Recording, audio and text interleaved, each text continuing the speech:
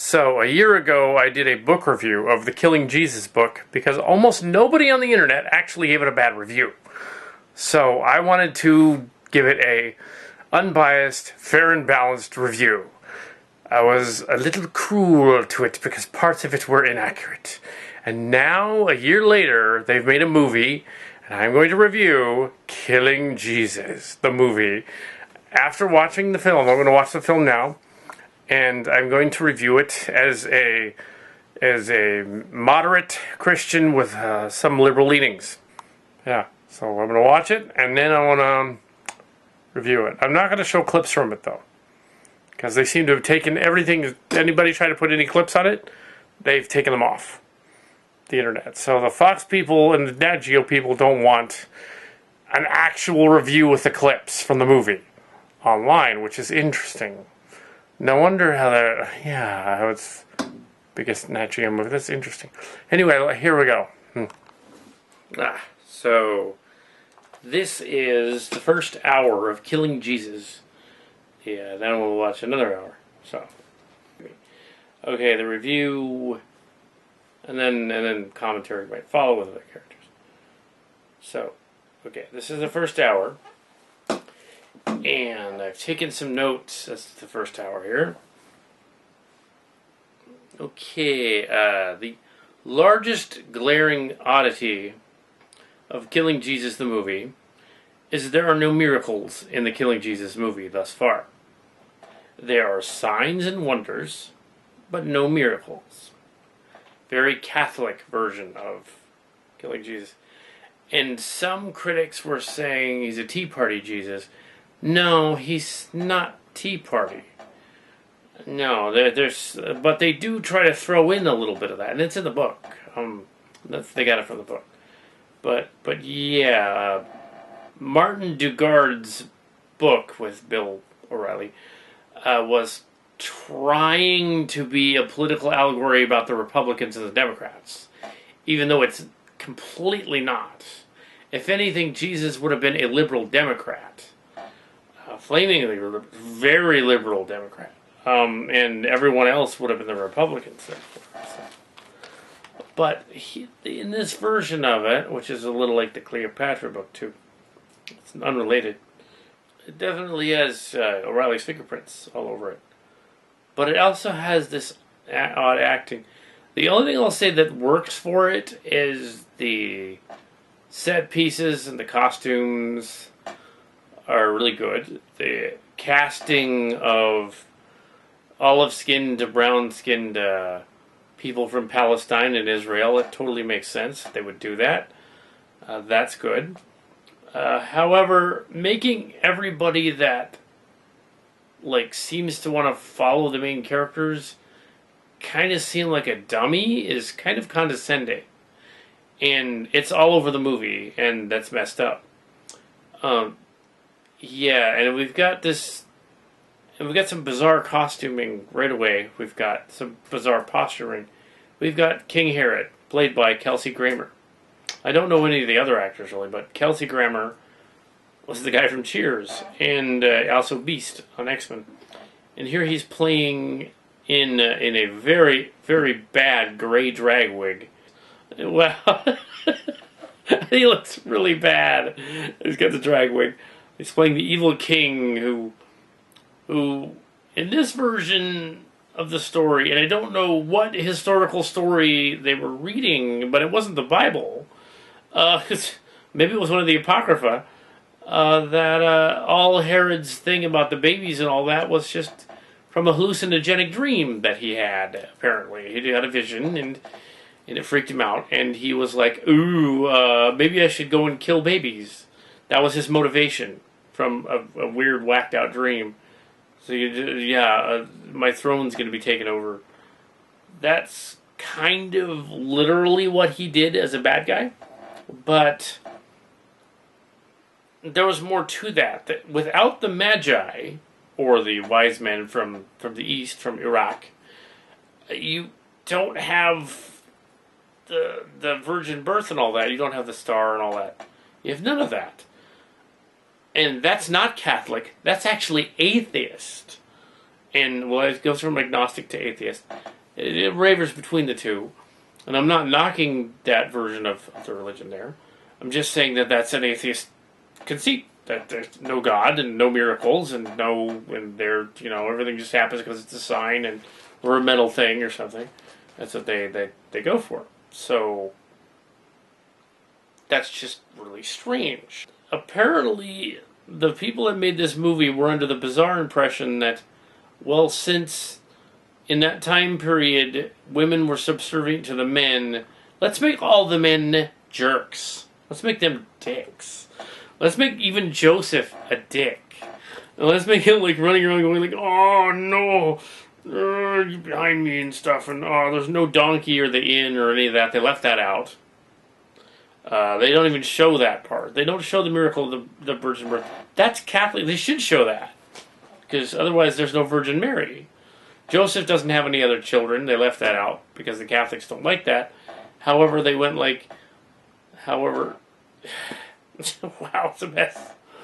They didn't do that either. So Joseph doesn't have any kids. But in the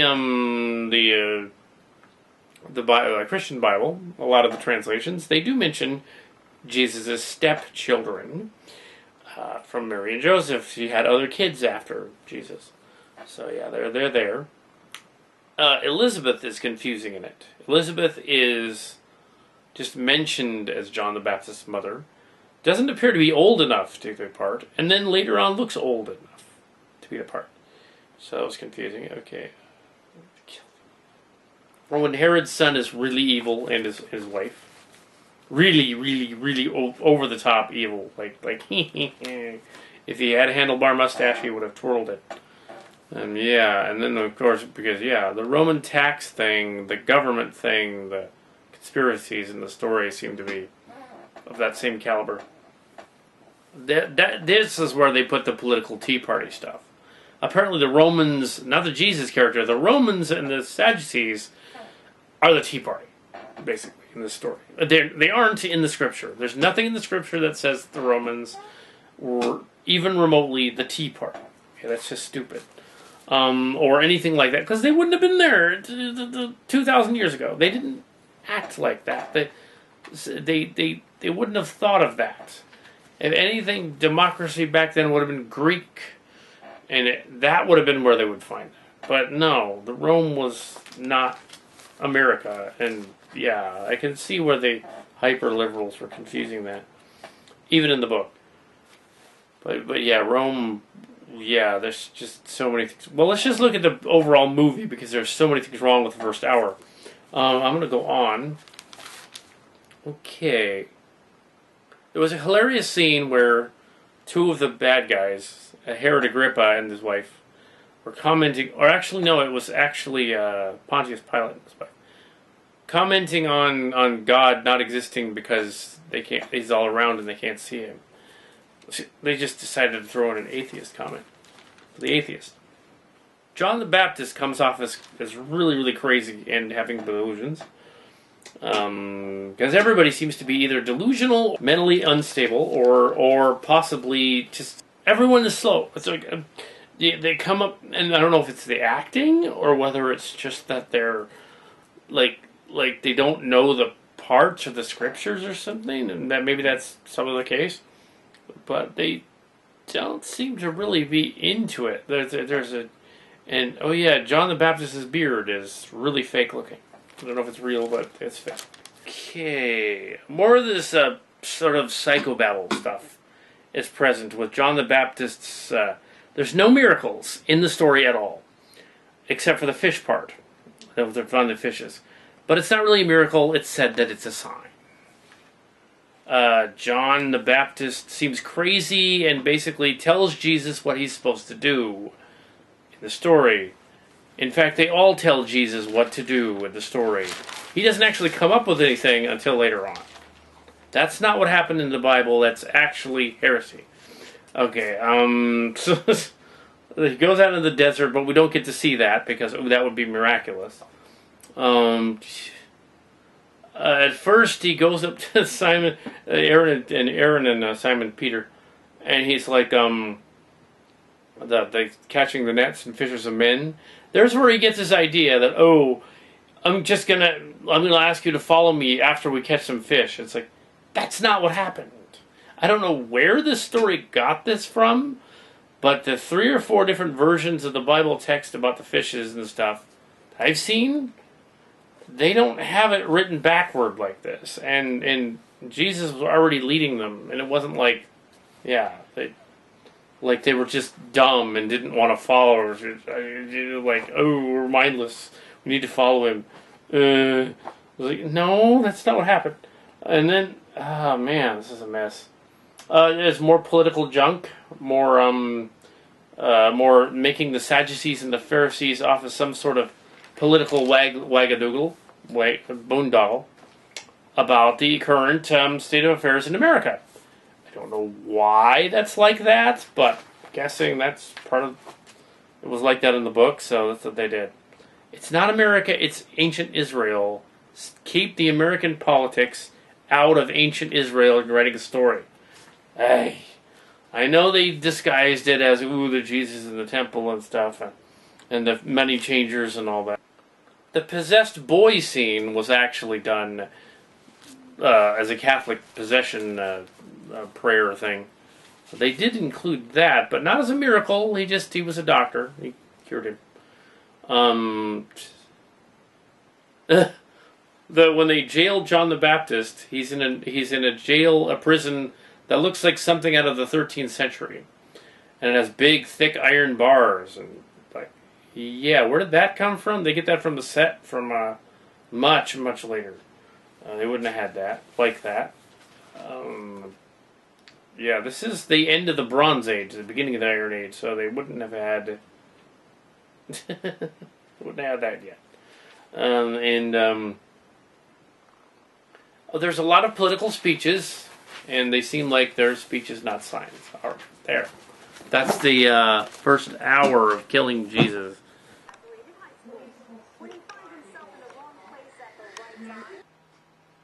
Okay. Killing Jesus. Hours 2 and 3. Went downstairs and watched it without the commercials, so it wasn't 2 hours more, it was an hour and a half. Very long and drawn out. Let's see.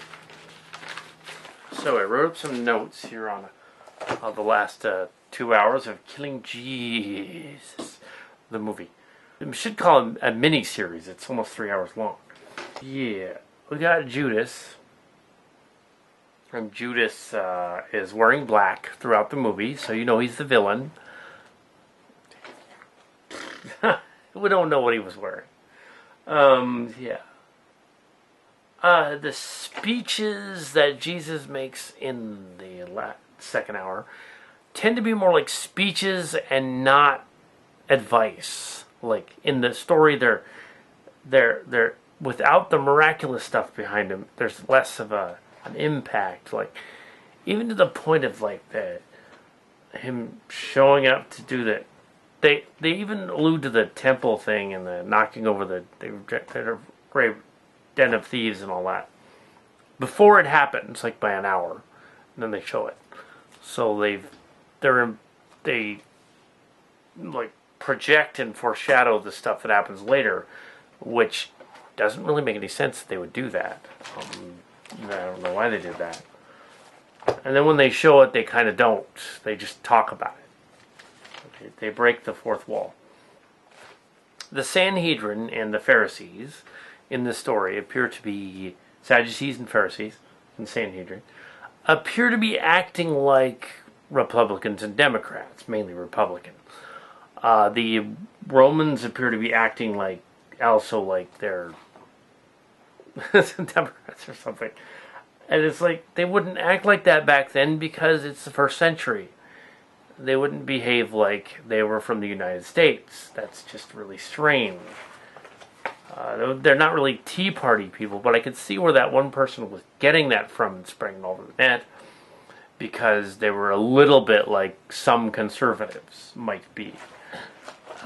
But Jesus' character in the story isn't.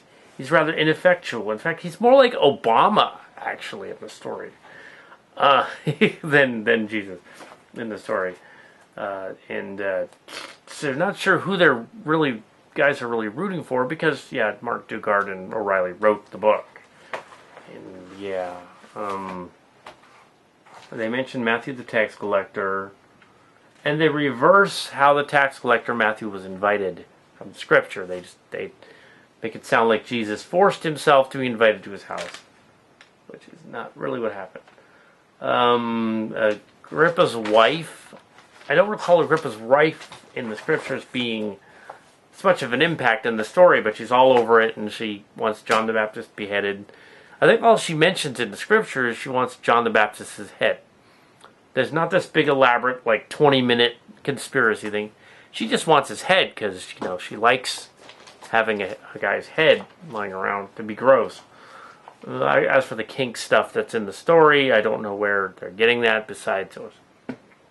I think the Roman emperors tended to be like that, though. But usually when they were really crazy, it was mostly their detractors later on that wrote about them, didn't like them. That wasn't actually being like that. Maybe they were, but they act like, ooh, see how evil these evil Democrat Romans are. It's like, what? They're not Democrats. Yeah, they're not Democrats. But, yeah, they still go with that. Then they get to the Beatitudes, but they're just kind of mentioned. There's no wedding miracle water into wine scene. The Last Supper prayer is just kind of Lord, like, well, that, you know, that's what we do with Passover. They just left that out.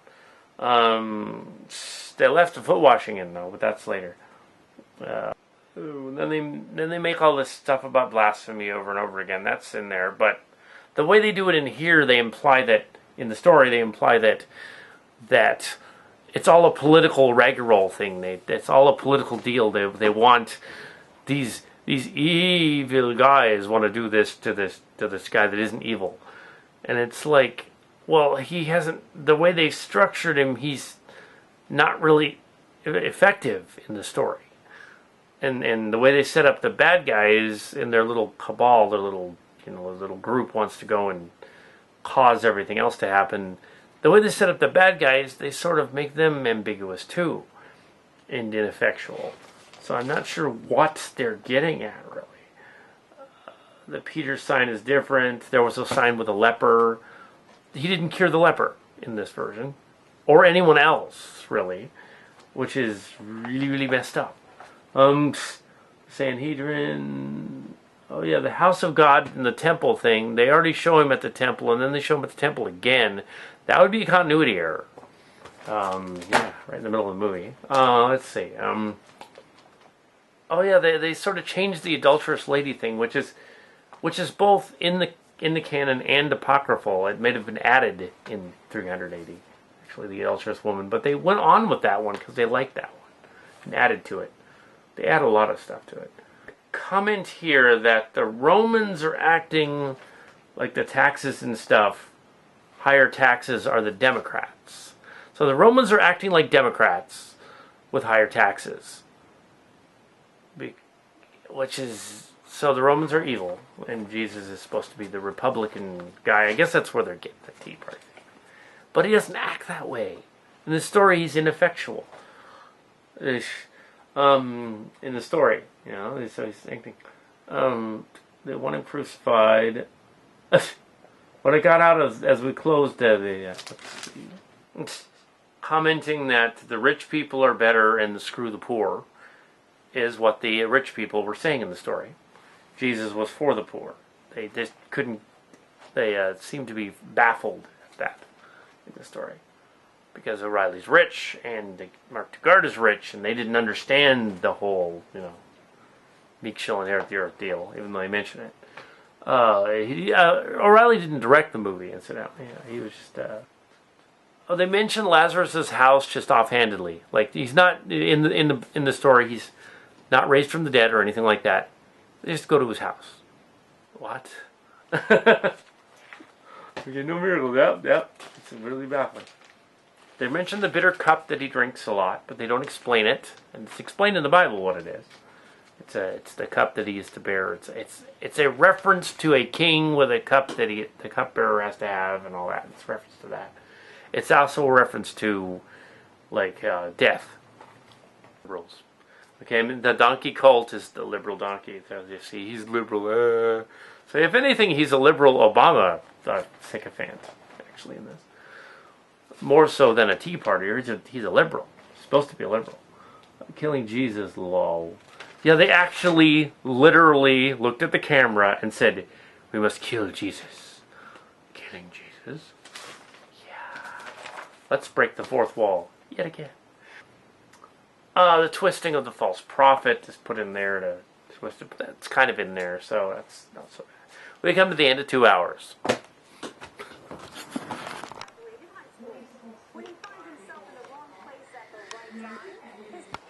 And now, killing Jesus, the final hour.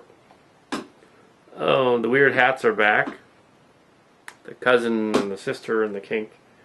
The king, there's this like weird, like, I guess Bill O'Reilly, or I guess the director, I should say. He wanted the idea of this like a kinky Roman, like, you know, king guy who married to his sister and stuff. That kind of stuff happened, and probably to them. But the way they portray this in the story is like, ooh, see, this is like, ooh, what they would do, and whatever. It's like, not necessarily.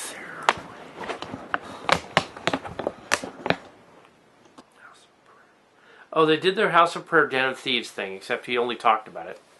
I'll actually show it. There, yes, once again, the sneaky Sanhedrin guys, the Sadducees and the Pharisees, are mentioned again as plotting to kill Jesus as though it was some sort of... And they did plot, but they added stuff that's not there about all of what they did. That they couldn't have known. They did. The horse for the silver...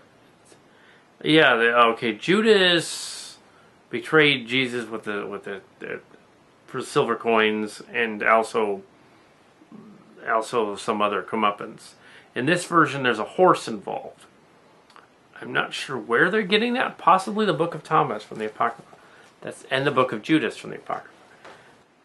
The Sanhedrin seems to have to talk, I should say the Sadducees, try to talk Pilate into the whole deal, which did kind of happen, but the way they do it, they spend like 40 minutes trying to figure it out, whereas in the Bible it's just, yeah, they just do it, plot to kill him, and then they do it. Yeah. And then they have a vote. They literally mention the word vote, and they have a vote, and they rig the election, or they rig the vote to condemn Jesus. Apparently Judas wants to die. The goats, there was a goat and scattering goats or something. I don't know where that, I don't recall there being goats in the Bible. And O'Reilly would say, no, it's a history, it's not about the Bible. The Bible's apocrypha. Oh, but he's Catholic, he should know that. Yeah, they sort of changed the dialogue and the things that happened to make it sound, to stretch it out for another 50 minutes. They didn't need to. This movie actually could have been better at 90 minutes. Just cut out all the exposition and just make it a story about the Easter story, the Bible. It didn't need all of the plotting, because the plotting doesn't make any sense, because they made it up. It was a problem with the book, too. And then they do the run around with Caiaphas and the Herod Agrippa, going back and forth to show you're evil, like they would do in the U.S. Senate. And, allegedly, there's one or two people starting the fight, at least the crucifixion. There's a little bit of accuracy to that, but everybody didn't like him because he didn't save them and turn into a king. That's kind of in there. That wasn't just one guy. It wasn't just a Glenn Beck stirring the pot in the audience. No darkness miracle. No rave rock miracle. He did say it is finished in the movie, but not in the book. They mention offhandedly that they probably, at the end, that they didn't put guards out, and that the body was stolen instead. And that the resurrection was just like spiritual. That would be Catholic. But also a different kind of Catholic, not basic Catholic. That is, according to the Bible, not what happened. He appeared bodily to the people after the resurrection, and even Thomas touched the wounds and all that, because he was doubting Thomas. And so, yeah, according to the Bible, that was different. So I have given away the entire plot of the movie. Spoilers. So what? Yeah, so I'm not going to include, yes, Killing Jesus the movie. Killing Jesus the movie, 3 hours. But if you cut out the commercials, it's 2. An hour of commercials. It was a miniseries. It was the movie version actually included some of the Passion stuff, more so than the book did. The movie tried to include the other stuff toward the end and just went with the narrative, like, Passion. Like, the story of Jesus' trial, execution, resurrection. In this version, oh yeah, there's another thing in there. In this version, they show the burial shroud, but it's not the Shroud of Turin, which is a 13th century medieval forgery, but it's closer to the shroud that they actually would have had. So yeah, it wouldn't be a long shroud; it would be just one body length and then folded over. So that was a little more accurate. The hats were weird, though. Those funny pointy hats. They would a little later. They were Hessian hats. They were the wrong kind, Turkish. There's a narrative at the end of the story with Kelsey Grammer talking about Christianity. 2 billion Christians. But the movie overtly implies no miracles, even though that's not Catholic. I don't know what that is. They believe in the miracles. They believe in the resurrection, of course. They have that too. There was no walking on the water. There's none of that stuff. There's no temptation in the desert. So, in the story, basically all of the miraculous stuff is left out. The leper, he just gives her some water. Nothing happens after that. It's like, what? Yeah, so they take out all of this stuff and they basically make it atheist friendly, Muslim friendly, and Jewish friendly. Which is strange because on Fox News, generally, they don't like anybody that isn't white, rich, and Christian. And that goes for all those other people. And they don't like those. They seem to like Netanyahu, but that's because he's a war hawk. So they like him, but not all the other ones, apparently. Yeah, so they tried to make this movie a political allegory about the world government, the U.S. government, and stuff like that, and evil plotting like relatives and stuff, but that's just not really what was going on in the scriptures or in the Apocrypha, as far as I could tell. They were trying to get some of these elements from something called Cleopatra and to Jesus or something. It was a book. They were trying to get elements from the Apocrypha and the other ones. They pretended like the other stuff couldn't have really happened. No. Ooh, they're all right. And it was too pretentious and violent and stuff. And even though that part of the Bible could have been violent, they left the miracles out. And you can't leave the miracles out. You leave out the virgin birth and all that. That's just, and then leave out the resurrection and all that. Yeah, just imply they stole the body. It was like, okay, that's, yeah, might be accurate if you're don't believe in it, I guess. Well, you can't quantify belief, which is part of the other issue there. The very idea, the very concept that somehow this political pundit who makes up stuff on his program is an entertainer, Bill O'Reilly, who makes 20-something million a year on the show. This guy from Livingston, and Harvard, that he somehow knows better than everyone else on the planet because he's got an ego. That he knows how all of this went because he looked it up and wrote a book about it, is an incredible sign of arrogant pretense that is beyond a reasonable doubt anywhere else. Okay, it's fine if you're right about killing Kennedy, because why not? Or if you're right about Patton, why not? Go ahead. or Lincoln, go ahead. But Jesus, apparently he was allegedly divinely inspired to write it because it came to him in a dream or something. It's like, no, it didn't. That's it. That's what everybody says. It's like, yeah, he was also divinely inspired for other things too.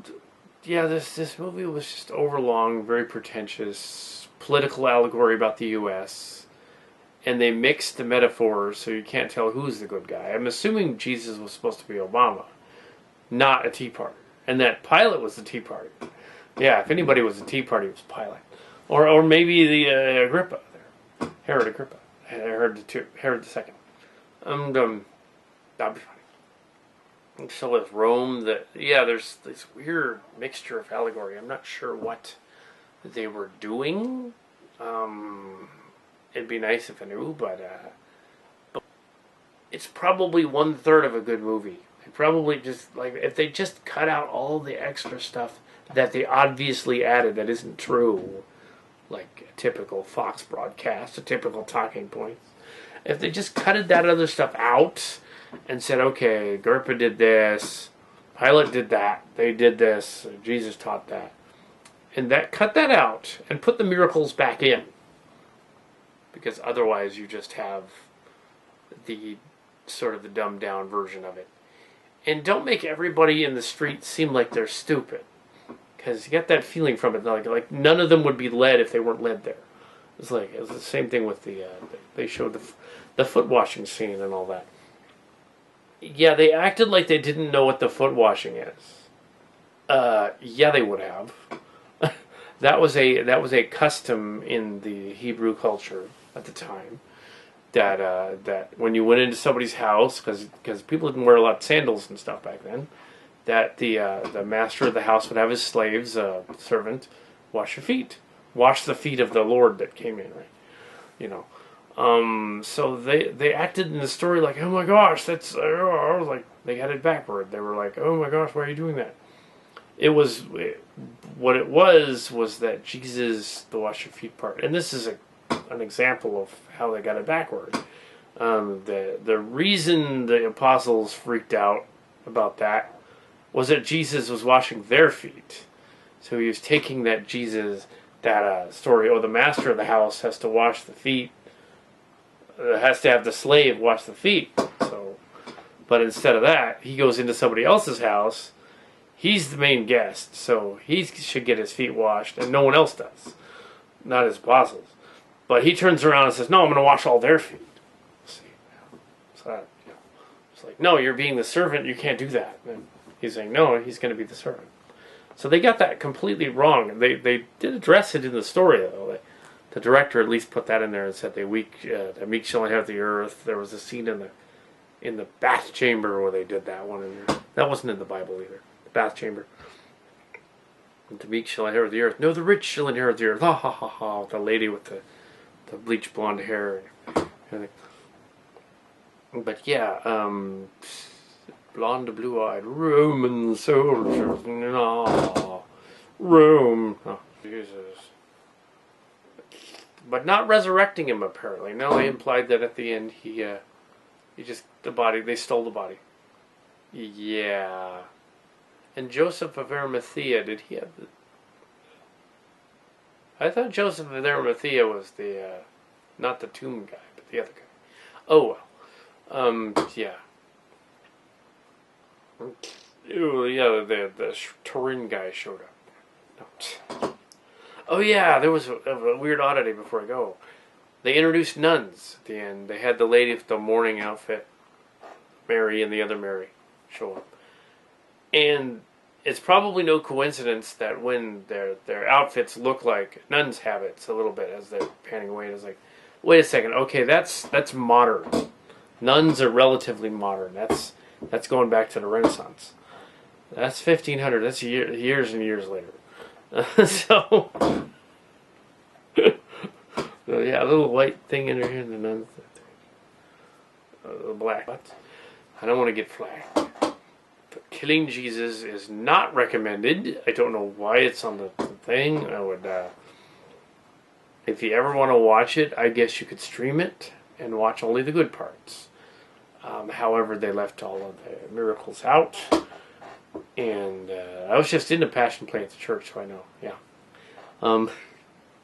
But yeah, I played the Pharisee. So yeah, it's kind of ironic.